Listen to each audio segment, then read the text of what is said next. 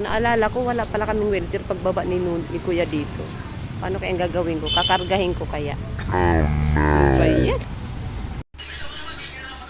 Bilisan mo ng bis ka na. Wow, pogi ah. Ayan, naggagayak na kami at papunta na kami kay Sal para sa kanyang bagong wheelchair dahil sira-sira na yung kanyang wheelchair. Ayan, sira na. Tara guys! Welcome to my channel.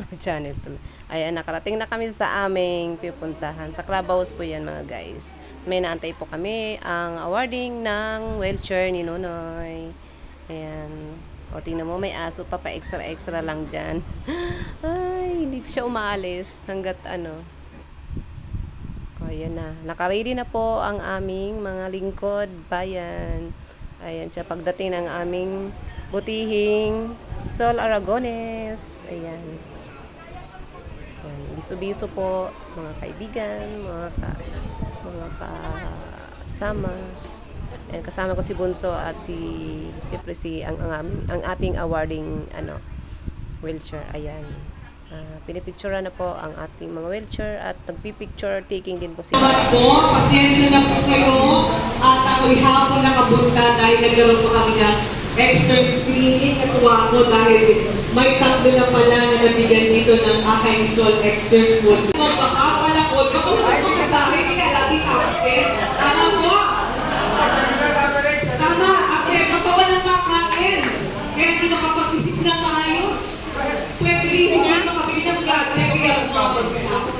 Sabi ko, kung pagkakataon ito, ibang naman natin, bigyan natin ng chance mga palakol na mabigyan ng scholarship. Pero, ay extension pala ito. Number 2, sa lahat ng sinabi ko, ano ang pinakagusto nyo at bakit? Scholar po. Para po makapasa yung anak ko.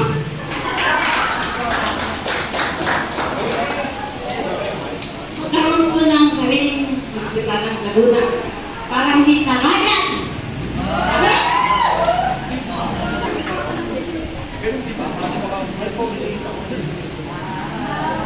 Tapos na mga kabataan, hindi kayang pag-aralin o pag-magulat. Bumabit sa ospital. Kasi ito palang Ng limang halo-halo. Nakakatawa ko kayo ng one.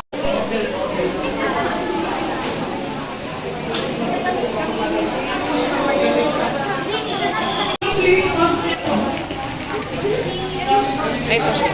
Gapang ka.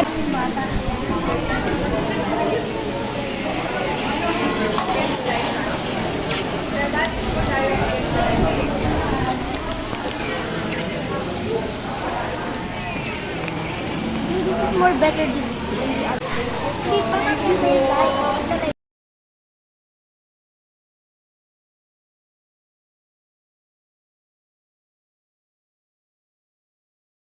Ayan, at may food pack po kami. Thank for watching. Bye-bye.